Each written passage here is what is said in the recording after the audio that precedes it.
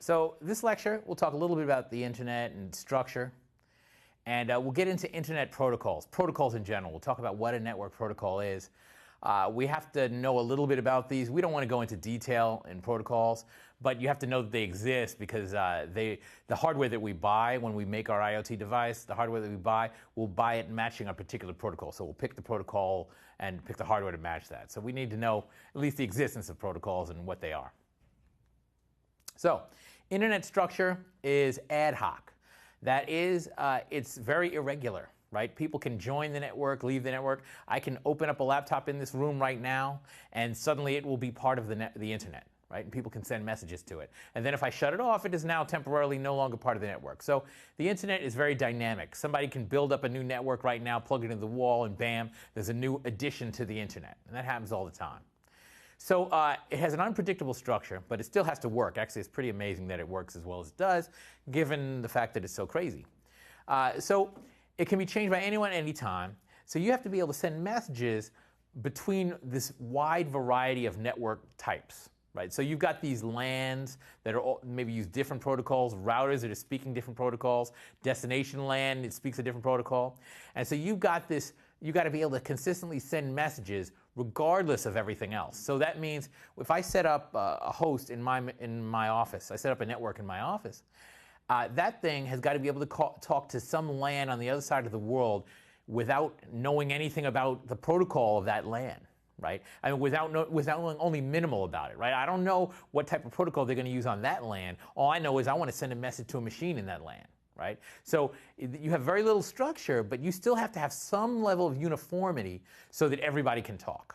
So how is it possible to send bits meaning messages, across these networks, hop to hop, through these different networks with different different protocols, essentially?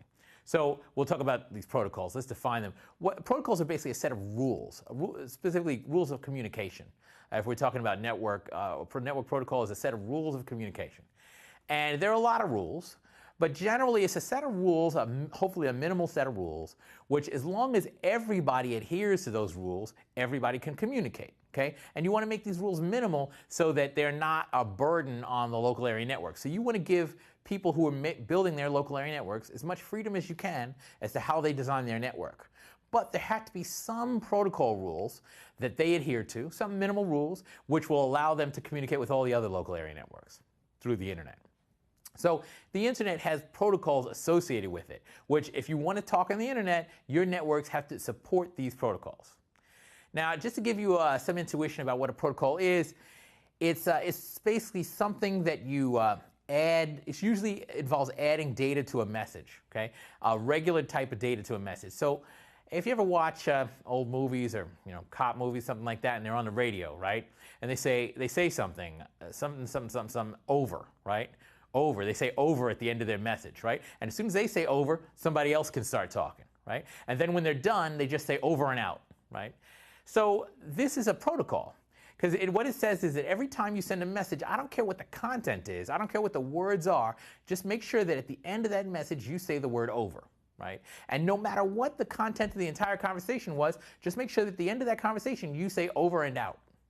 As long as you follow those rules, everybody can talk. Because the goal of those protocols is, the radio protocols, humans talking on radio, is so that two people aren't talking over each other, right? You want to make sure that one person's talking at a time. So whoever's talking can keep talking until they say the word over. When they say that, the other person knows, oh, now it's my turn, and they talk until they say over. So over is like passing the baton to the other person to talk. And as long as you adhere to those simple rules, it doesn't matter what you say, what the content is, you can talk with somebody else.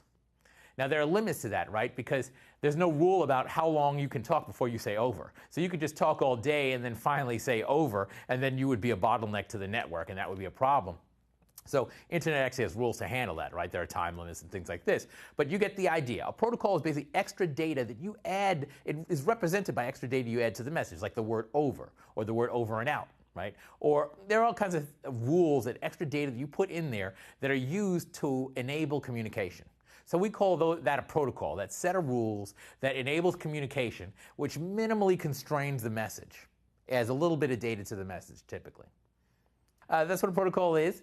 And TCP/IP is the most common set of protocols for internet. In fact, specifically, IP stands for Internet Protocol. And if you're using the internet, if you want your machines to talk on the internet, they have to use Internet Protocol. They have to adhere to the rules of IP. Now, TCP/IP, TCP is another protocol, and that protocol is it also is used in conjunction with the internet. So if you use the internet, you're either using TCP or UDP, right? And you're using IP. So I said TCP/IP. It could also be UCP, UDP/IP, Universal Datagram Packet, if I recall, protocol. Sorry, and IP. You put those together, and that's internet. So you can do anything else you want. You can add all kinds of other data into the message. As long as you adhere to those protocols, you can talk on the internet, and your machines can communicate with other machines on the internet. Thank you.